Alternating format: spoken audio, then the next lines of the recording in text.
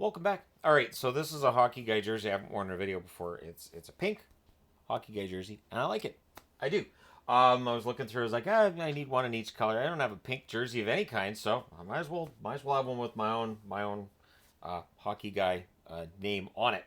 So I wanted to talk about goal scorers. Now, July 14th of last summer, I did a video talking about who I felt were the top 20 goal scorers in my time watching hockey. That's not really what this video is going to be. So I wanted to look at just the statistical side of it and then ask the question of what we're watching right now with Ovechkin. Will we ever see this again? My answer is no. My answer, and so there you go. Thanks for tuning in. Don't forget to hit like and subscribe. I'm kidding. I don't think anybody's ever going to approach what Ovechkin's doing. So currently, as I'm recording this, 879 goals for Ovechkin. He is 15 goals behind the great one, Wayne Gretzky. And I mean, we can have the debate about how Ovechkin would have already passed the record if not for labor stoppages and the pause and everything else. But Gretzky also probably would have scored more goals if he hadn't have changed his focus. As he got older, he was less selfish. He was more about passing the puck than getting the shot. He was still a very good player when it came to getting those goals, just he was more about the assists. So there's that debate out there. Plus, there's the WHA stats don't count as NHL stats, yada, yada, yada. So there's that. And then Gordie Howe. There were a lot of people at the time that Gretzky passed Gordie Howe who pointed out, hey, Gordie Howe had a bunch of goals in the WHA. Those don't count. Why is that? So really, it's all numbers. But the idea of who the best goal scorer of all time is, you can go by sheer numbers, sure. Doesn't necessarily mean that player is the best shot of all time. We can have that debate too. I don't know how you'd measure that. Jaromir Jagr, 766 goals in his career. He would have had more if not for him exiting the NHL for a while himself. So the argument can be made for how Jagr should be above the 800 goal mark and should be towards Gretzky's record too. Brett Hull, 741 goals in his career. Marcel Dion, 731. Phil Esposito, 717. Mike Gartner, 708. Very reliable, Mike Gartner. 30 goals every year. Just bank on it. Mark Messier, 694 goals in his career, and Steve Yzerman, 692. Yzerman, much like Gretzky as he got older, less selfish with the puck, more about distributing the puck. If Yzerman had stayed selfish, he might have ended up around Brett Hull's record. He might have ended up around that 740 to 750 goal mark. But then you get into the goals per game. And this is where it gets a little more dicey. And I just wanted to talk about this a bit. And then we'll get into just how difficult it would be for anybody to catch Ovechkin. So, all-time goals scored per game, Mike Bossy leads the way at .762. So we've got the all-time leaders here. The argument with Bossy is that he had to retire early because of his back issue, which was basically debilitating at that point. And then you have the other debate, which is if he had kept playing, if his back hadn't been a problem, his goals per game probably would have dropped as he got older.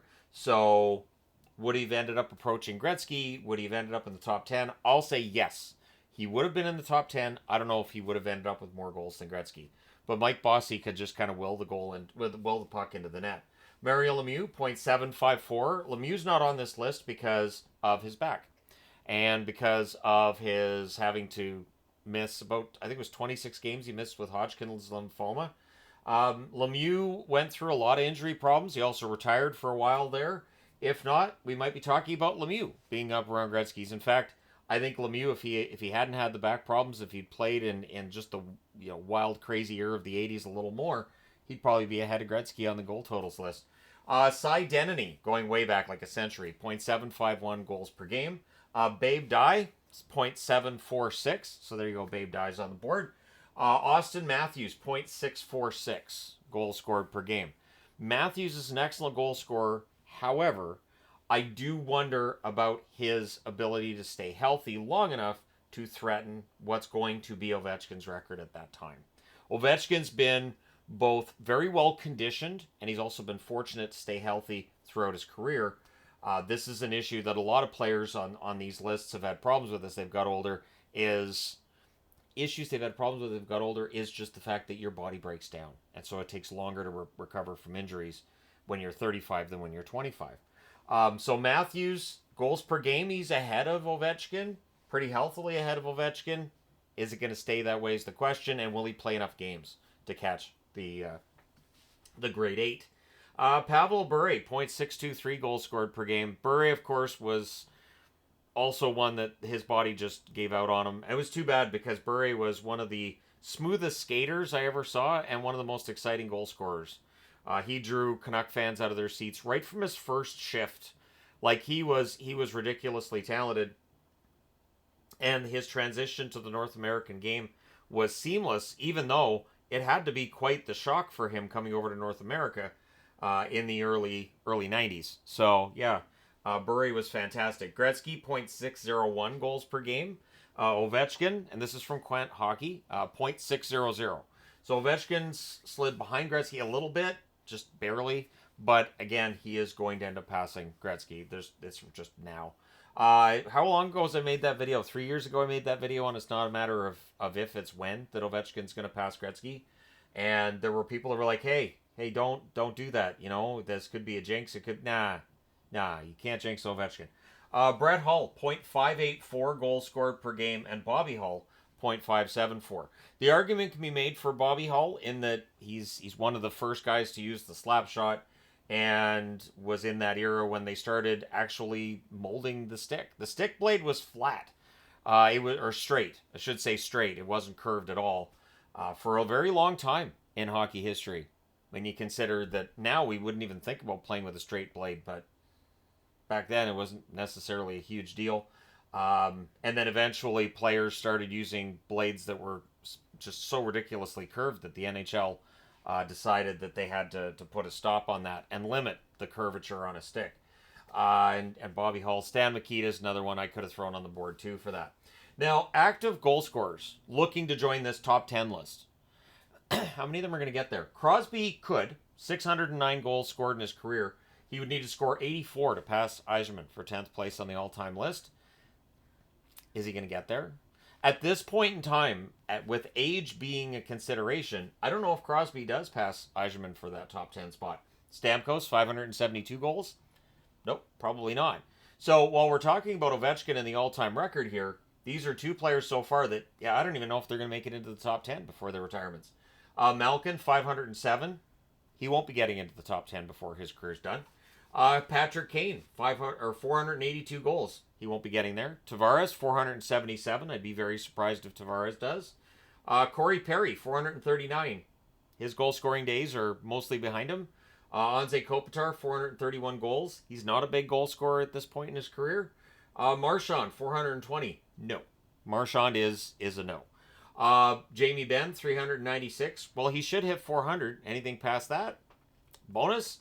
I don't think we have to worry about him ending up in that top 10 with Yzerman there. Austin Matthews, 388.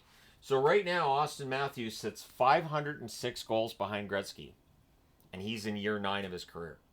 So, yes, his goals scored per game is high, but he's going to have to play for a very long time in order to, not necessarily to make it onto this list, because he's got 388. So that'd be 305 goals to pass Yzerman. He can do that. Absolutely he can.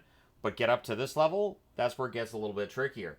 And by a little bit, I mean a lot. Draisaitl, 385 goals. Draisaitl's an excellent goal scorer, but he's not scoring at the same rate as the guys on this part of the board here. Pasternak, 376. Same story as Draisaitl. 500 goals scored his career. That will happen. 600 absolutely could as well. Skinner. Jeff Skinner's not going to... I hope he reaches 400, but he's at 367 currently. I hope he hits 400 before his career's done. Claude Giroux, 361. He's not much. He's not a goal scorer now as much as he was earlier in his career. Sagan, 360. No. Matt Duchene, 359. That's a no as well. No for all of it, basically. And then you've got McDavid at 357. McDavid's an interesting one in that, and going back to Gretzky and some of the other greats in NHL history, they can kind of manipulate their totals from one year to the next. If Connor McDavid comes into training camp next year and he's like, I think I want to win the Rocket Richard this year, he will.